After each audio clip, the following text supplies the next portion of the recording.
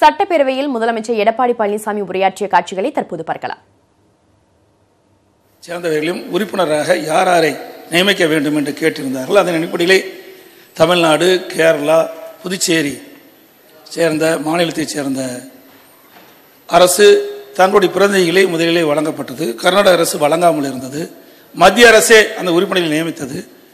உடனடியாக கர்நாடக அரசும் தன்னுடைய பிரதிநிதிகளை ஆணையத்திற்கும் காவிரி நீர் முறைப்படுத்த குழுக்கும் அளித்தார்கள்.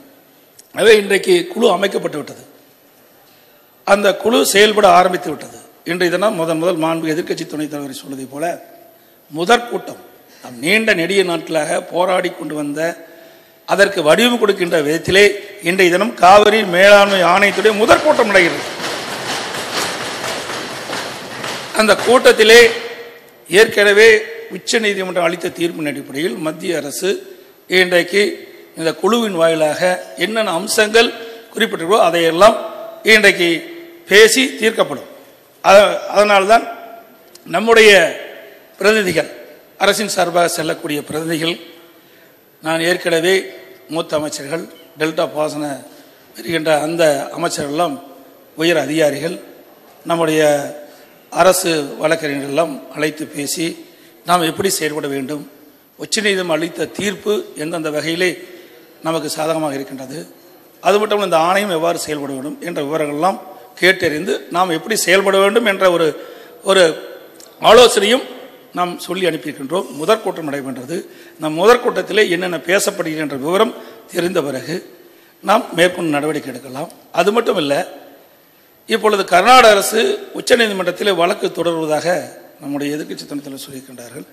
ஆகவே நமக்கு ஏற்கனவே உச்சநீதிமன்ற அளித்த தீர்ப்பின்படி நம்முடைய உரிமையை நிலைநாட்டுவதற்காக நமக்கு கிடைக்க வேண்டிய பங்கு நீர் 177.25 TMC தண்ணீர் வழங்க வேண்டும் என்ற நிர்ணயிக்கப்பட்டுவிட்டது. அதிலிருந்து எந்த மாற்றம் கிடையாது. அந்த அடிப்படையில் தான் நமக்கு ஒவ்வொரு மாதமும் இவ்வளவு தண்ணீர் வழங்கப்பட வேண்டும் என்று அதிலே தெளிவாக குறிப்பிடப்பட்டிருக்கின்றது. ஆகவே ஒவ்வொரு முறையும் இந்த குழுக்கள் 10 நாட்களுக்கு ஒரு முறை கூடி எவ்வளவு தண்ணீர் வருகின்றன என்றெல்லாம் ஆய்வு செய்து அதன் அடிப்படையிலே நமக்கு தண்ணீர் வழங்க இருக்கின்றா என்பதையும் இந்த நேரத்திலே கோடிட்டு காட்டி மாண்புமிகு எதிர்க்கட்சி துணைத் தலைவர் சொல்வதை போல இதையெல்லாம் பொறுத்திருந்து பார்க்கலாம்.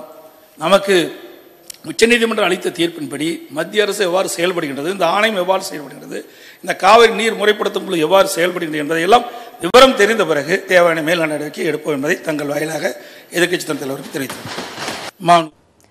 காவிரி மேலாண்மை ஆணையம் குறித்து கூட்டம் குறித்து தற்போது சட்டப்பேரவையில் முதலமைச்சர் எடப்பாடி பழனிசாமி உரையாற்றிய காட்சிகளை பார்த்தோம். தொடர்ந்து மற்ற செய்திகளை பார்க்கலாம்.